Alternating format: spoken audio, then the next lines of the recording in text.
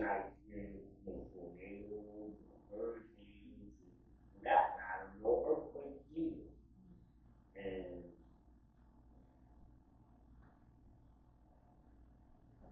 after yet another year, Mama blessing, it's beautiful. This little rookie, he didn't, he didn't burn the church down. He didn't tear it apart. You're still here. You're still here. You just come to the anniversary. Oh, one day, right? One day. So we'll be here. But nevertheless, I pray that I serve you well and that you, God, and please with the focus. I know that it has been a pleasure to serve you in this part of our life. I also pray that unlike many rookie seasons, this won't be my last. So, now with that being said, let me get you the task.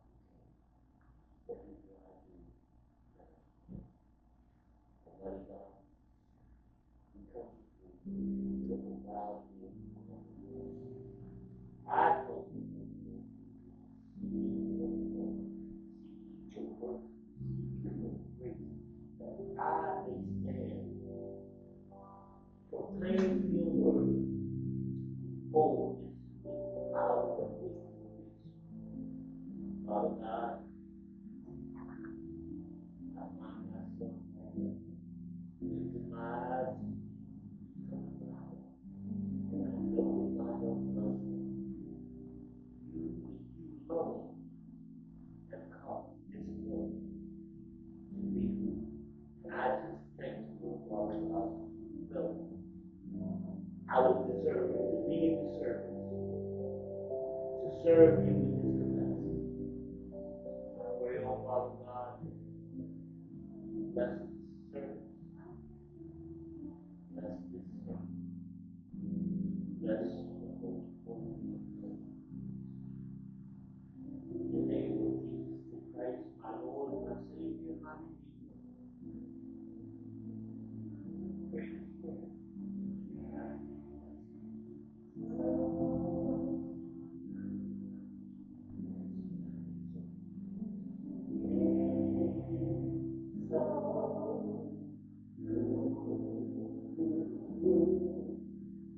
I just want to thank you, Lord.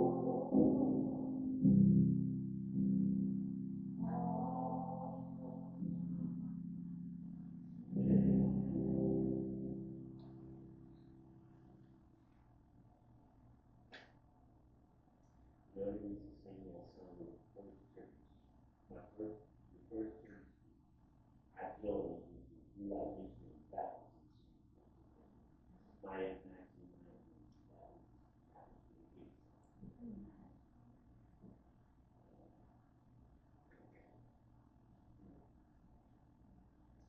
And it always did this to me.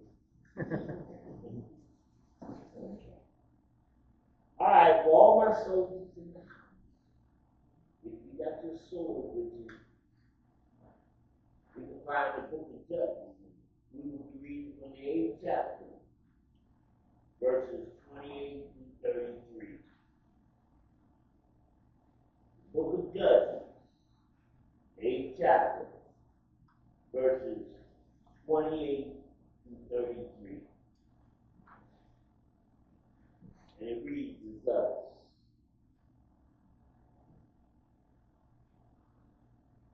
Thus Midian was subdued before the Israelites and did not rise its head again. During Gideon's life, the land had peace.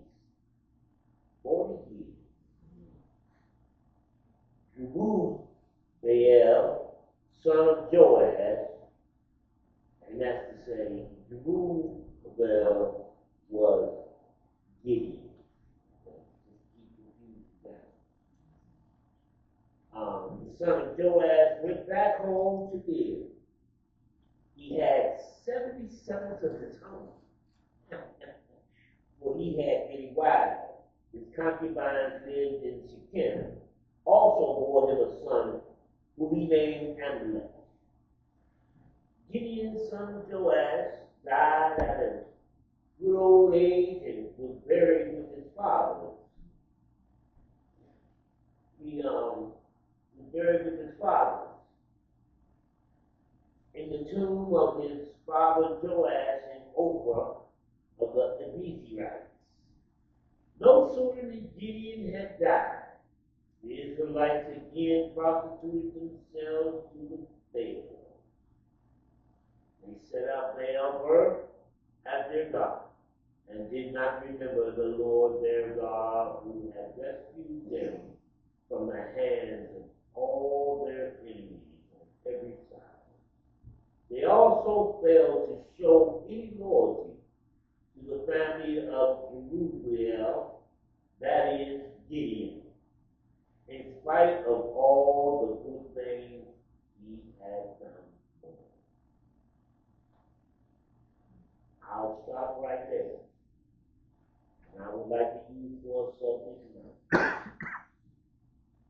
How soon? How soon we forget. Many times in our lives, we find ourselves forgetting the moments in time that shaped us and molded us into the person that we have become. Whether it be an event that changed the way you looked at somebody or saw a certain person in our lives that we held up in high esteem, and something happened and it knocked them off that pedestal and brought them down to earth. But we saw them just as anybody else and maybe even lesser. Prime example, how many of our preachers and people of God are being caught up in all kinds of scandals? From preaching false doctrines to embezzling the church's money to, yes, and I'm going to go there, sexual misconduct with those under their care. If you don't believe me, just pick up the newspaper, turn on the TV, turn on the radio, surf the internet. You will see what I'm talking about.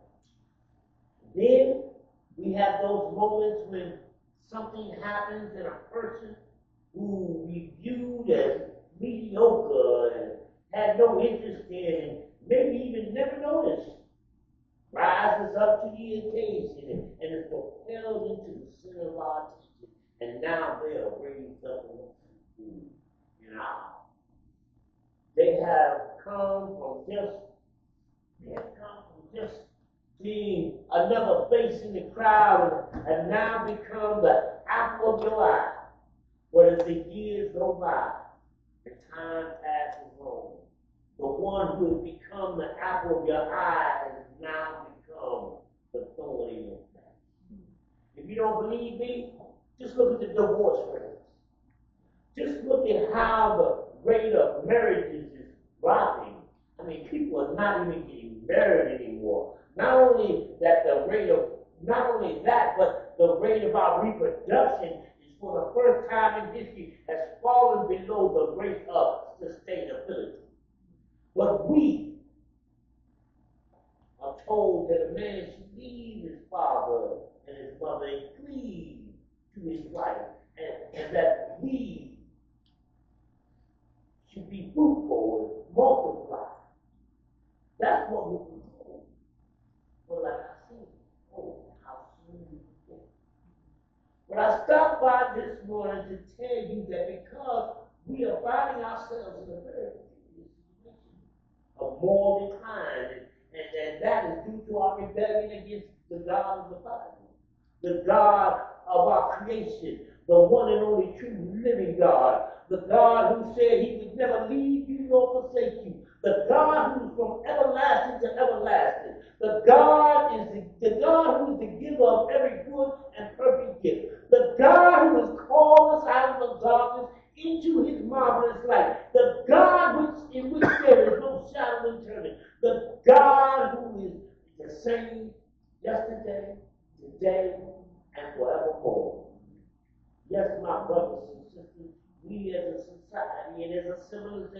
We have turned our backs against the God who is our maker and our life giver. Now let us look back at the text and we will find these words. Thus, Midian was subdued before the Israelites and did not rise its head again during Gideon's lifetime. The land had peace 40 years. What I want you to see is this. But due to time constraints here today, I cannot give you all the details of what transpired before, but I do recommend that you read this chapter 8 in your spare time. It's not, you're not going to stop at chapter 8, you're going to go. Trust me. But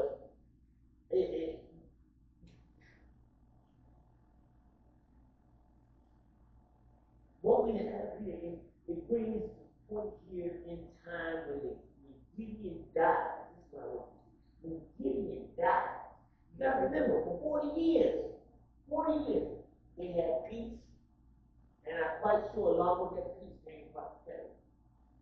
For 40 years. And that 40 seems to stand out because isn't that how long the Israelites landed up in the wilderness? 40 years? But nevertheless, for 40 years they had peace. But no sooner than Gideon died,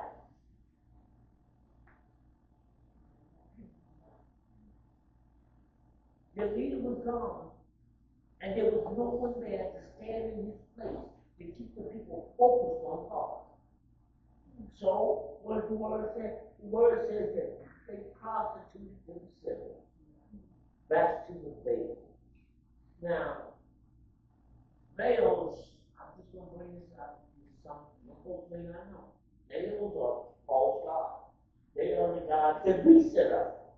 These are the gods that we make and that we have to take care of. That do nothing for us, but steal our ability to serve the true and living God who made us and not we ourselves.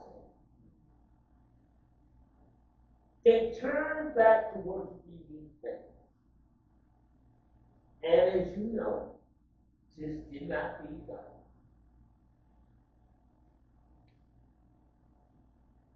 But what it did do was it brought forth chaos, it brought forth confusion, it brought forth the loss of life and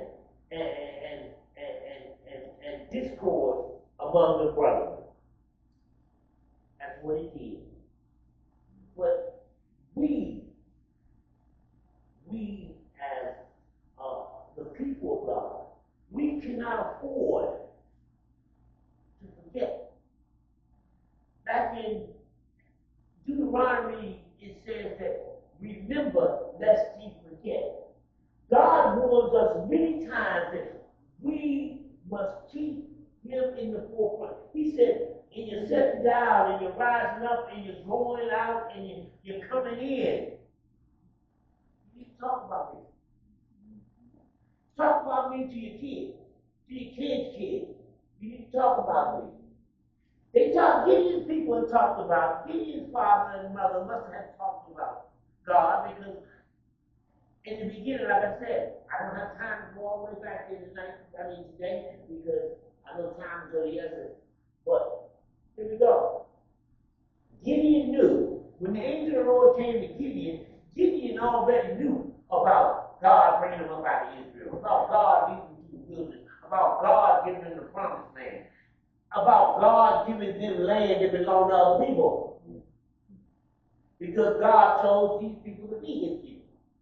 Gideon already knew that, but the people had gone. Matter of fact, Gideon's daddy, I'm just going to give you a hint from that.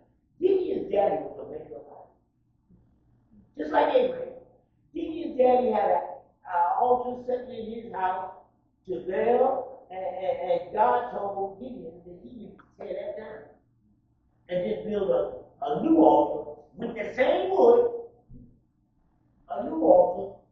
that he could put a burnt offering on and burn it up unto the Lord. But nevertheless,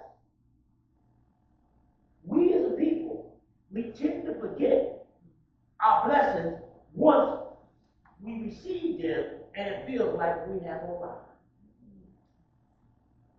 We can't do that. We can't do that anymore, church. Church, this is one of the things that we see. We don't know the God we serve because we don't spend time with the God we serve. And I just want to bring this out to you. I mentioned it earlier that that one that it was mediocre. Matter of fact, probably never even caught your attention, but something happened.